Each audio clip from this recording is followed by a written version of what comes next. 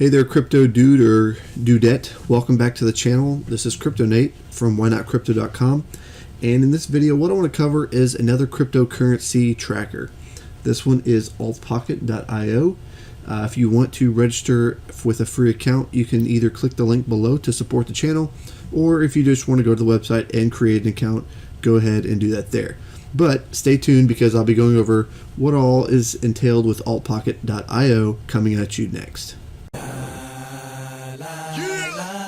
Till I get my money right. Alright, so as you can see here, I am on the home page currently. This may have changed by the time you view this video. I don't know. Don't shoot me for it, but this is where we are currently. If you want to register, like I said, you can click the link below the video to register, or you can just click register today and get started. Now, the one thing about Altpocket.io is I really like their interface, so I'm going to go ahead and log in to the dashboard here. And it looks like this. So you have this really cool interface. I really like how they lay things out, and the really unique experience about this cryptocurrency tracker is it's kind of like a social experience wrapped around your portfolio.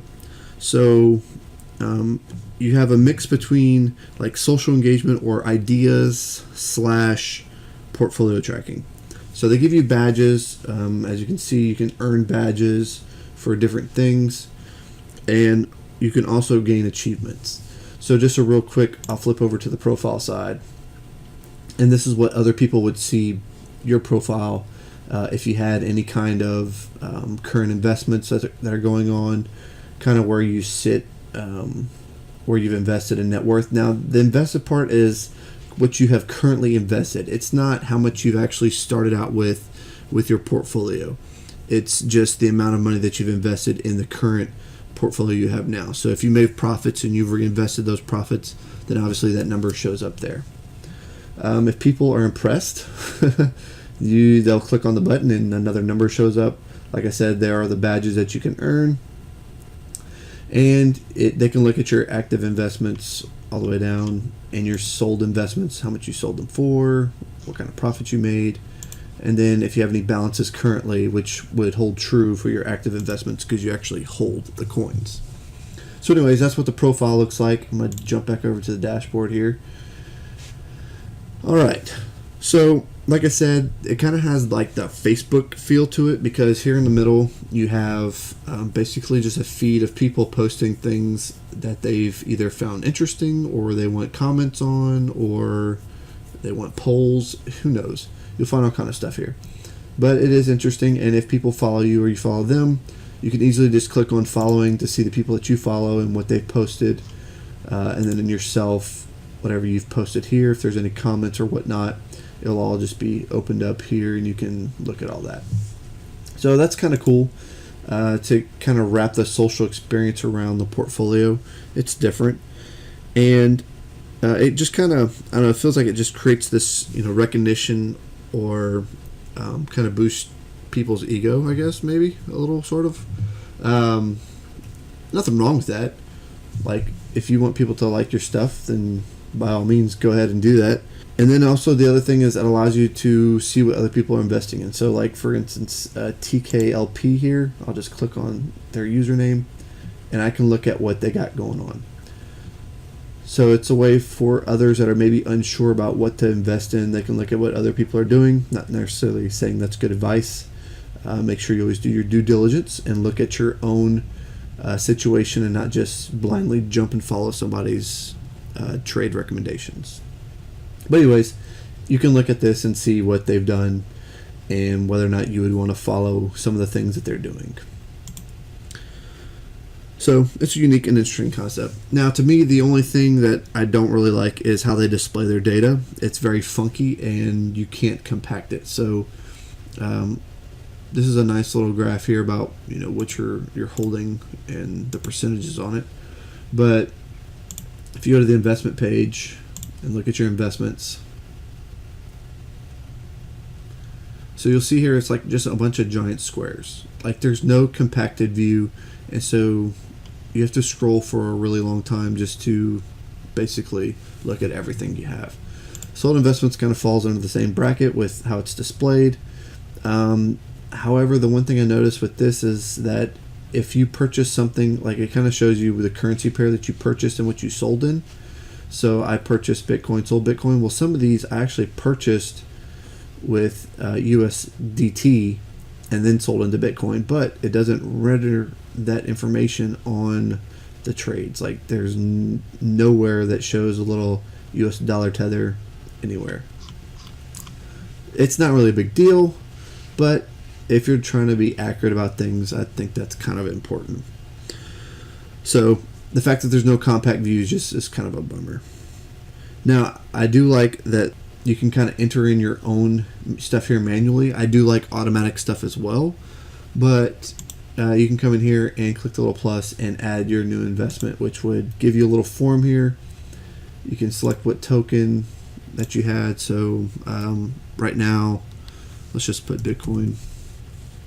So obviously they have a list of all the different kinds of coins with that ticker in it. Or if you wanted something more obscure, like maybe Kin. Do they have Kin? Yep. So Kin's in there. That's a really small coin right now. So they have all the coins pretty much listed there. You put in what you paid. Was it Bitcoin or some other coin, or US dollars, euros, Canadian dollars, whatever. How much you paid total or per coin, how much you paid, and then the number of coins bought and when you bought it. And once you hit add coin, it then adds it to this list in here so you can watch it. Now, the one thing that they are not as strong with in this product, I should say, and that is the API connections. So the API connections could use some love. They don't really have a whole lot.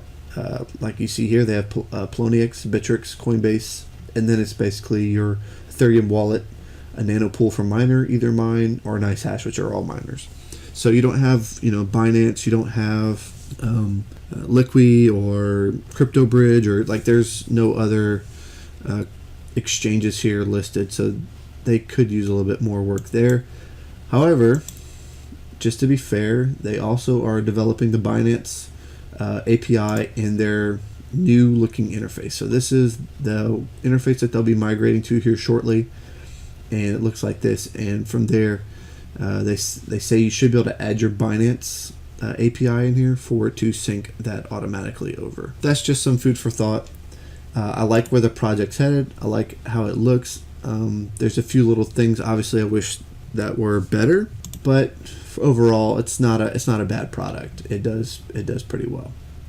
Now, the one thing I really like about this is that it has a referral system, and it allows you, currently at the time of this recording, it allows you to buy a lifetime access to the software without having to pay for monthly fees whenever they start to change the business model, basically a subscription.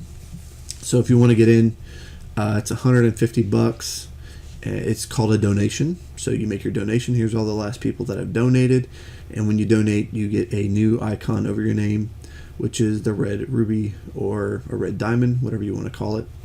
But it just identifies you as somebody that's paid for or donated to them to get lifetime access for the program, which I think is cool. I like where it's headed. I mean, it does need a little bit of work to it, obviously. This is not a finished product, but it's an interesting way that they're raising capital for their product in order to advance it further. I did purchase it, as you can see, and overall, I do like this coin tracker as well. Like I said, I kind of wish some of these coin tracking softwares would like marry each other and just be one awesome platform. There's always some kind of gap that's missing, so you just got to find out what works best for you. Do the numbers come out right? Does it track your coins properly? These are all things that you want to consider when looking to get into some kind of tracking software for your cryptocurrencies. So I've said too much already. I'm going to shut this video down. Hope you found it enjoyable and somewhat informative, and I will catch you next time in the next video. So until then, stay safe and stay smart with your trading.